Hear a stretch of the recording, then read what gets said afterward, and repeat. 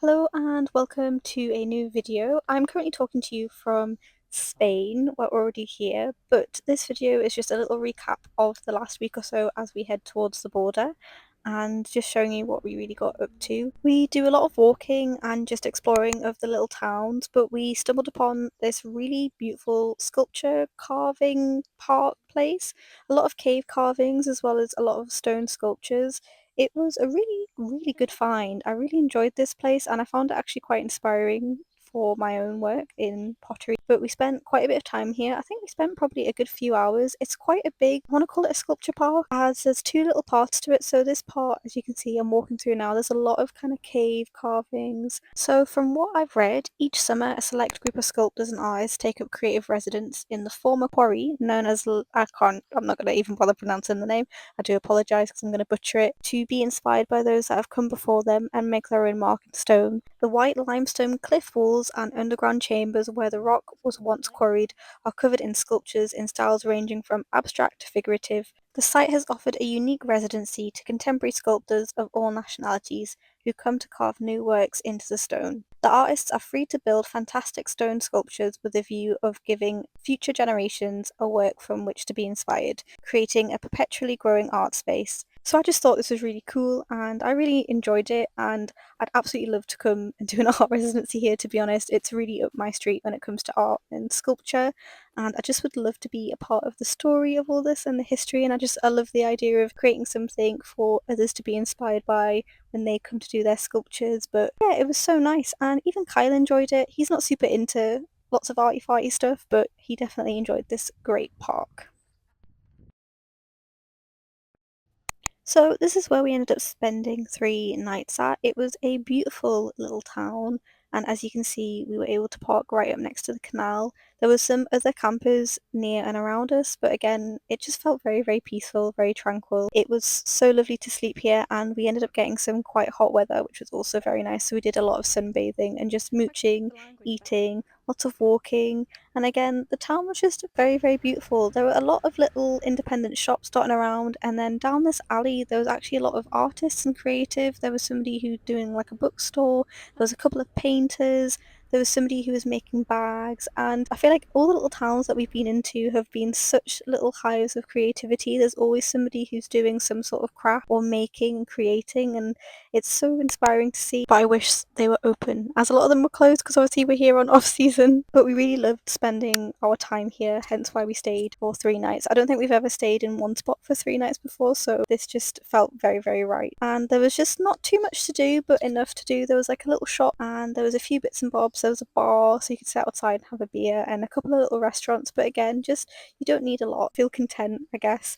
And there was also a really beautiful church kind of in the centre of the town, which was absolutely amazing. I feel like every church or religious building that I've been into so far in Europe has just been absolutely stunning, really, really big buildings. And again, always at like the centre of the town, and it's kind of the first building that you see when you go into these little villages. You always see kind of the tops of the churches, but just the sculpture on the outside, like these little praying people, I just thought were amazing. And then as you go in, you're just kind of greeted with this enormous space and high ceilings, and just the art I just find absolutely stunning. I'm not religious in the slightest, and I think I've said this in an earlier vlog, but I have such an appreciation for the architecture and the art and just how much goes into these buildings to make them so beautiful. So we had a really nice time in this little town and just sitting, relaxing, eating, like I said before. I haven't actually been doing too much art recently, to be honest. I've been kind of feeling a little bit scared to draw back in my sketchbook again and just feeling like a little bit depleted creatively. I kind of thought I would have this like massive creative light bulb moment when I've been away and I'd start drawing and all of these ideas would come, but actually it's been like a very slow process, which I wasn't really expecting.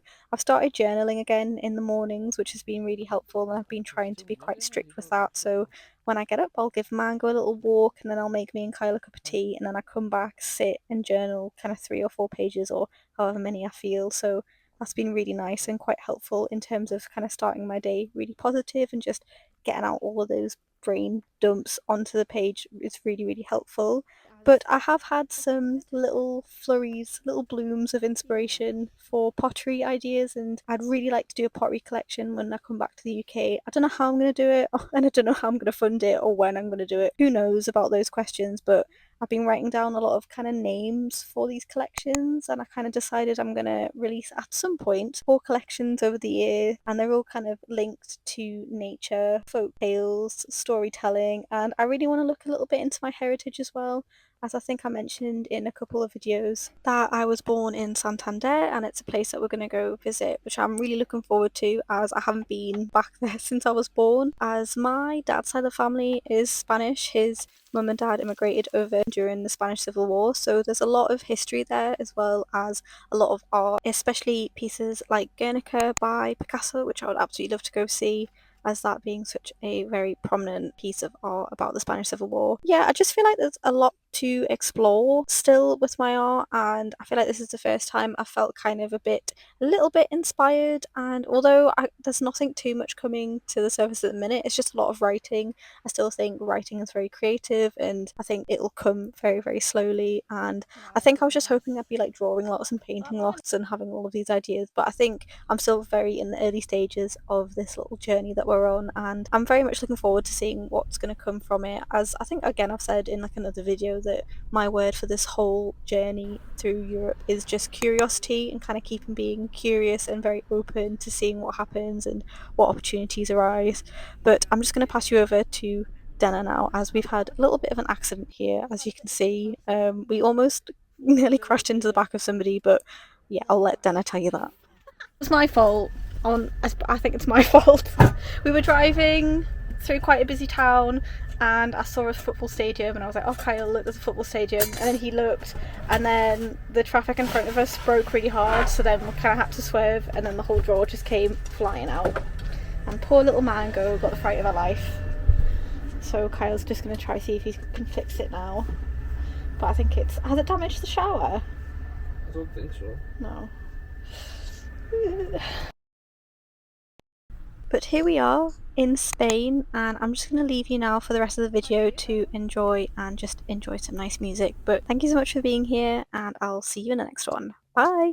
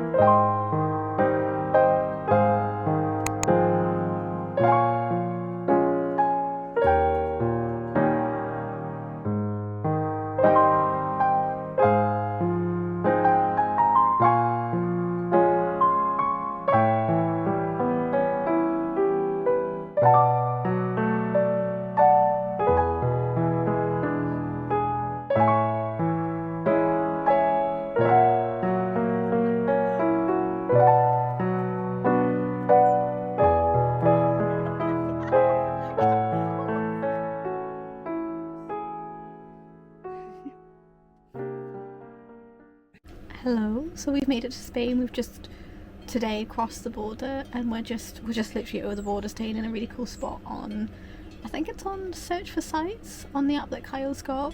It's really lovely around here. We're basically surrounded by loads of horses. I don't know if they're wild horses or not, I'm assuming probably not, but it's really, really lovely, and the horses are dead sweet. We ended up, I think you saw a little clip, I was making dinner and I had the door open, and I just turned and there was just a horse there at the door of the van. It was really funny. I was like, Kyle, there's a horse. It was hilarious. It was so funny.